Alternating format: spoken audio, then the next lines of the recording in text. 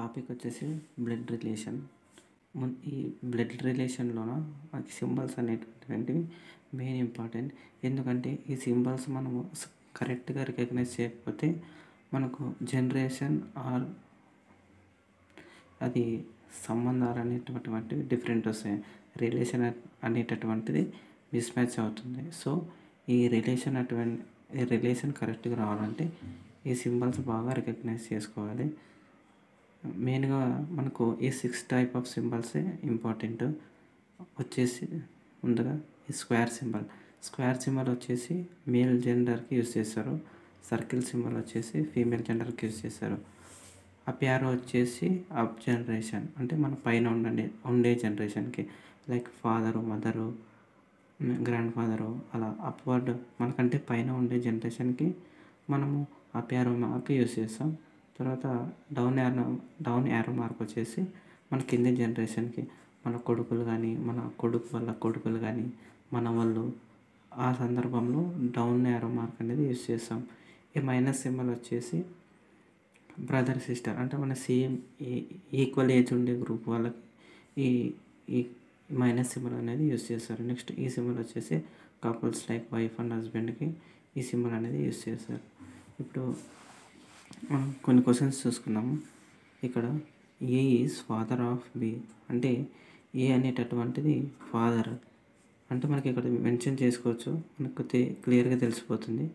ఏ అనేటటువంటిది ఫాదర్ అంటే జెండర్ ఏమొస్తుంది, మేల్ వస్తుంది మనకి.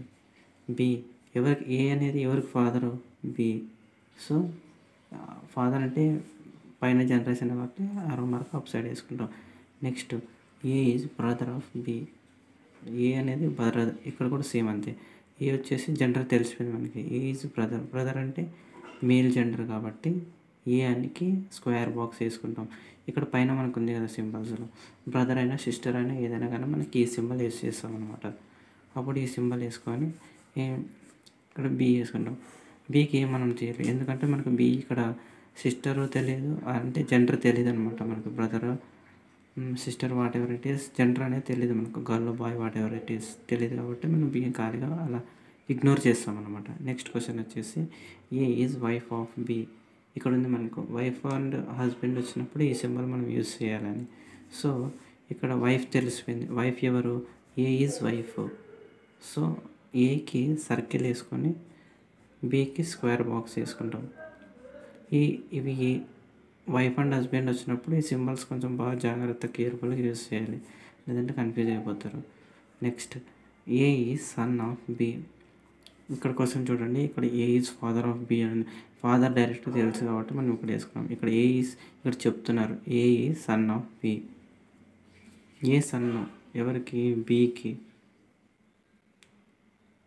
ఏ is son of B. Sorry, A ఇక్కడ తెలుసు మనకు, ఏ వచ్చేసి సన్ మేల్ జెండర్, ఇక్కడ బి కంటే కింద జనరేషన్. ఇక్కడ మనకు తెలియదు బి ఎవరు,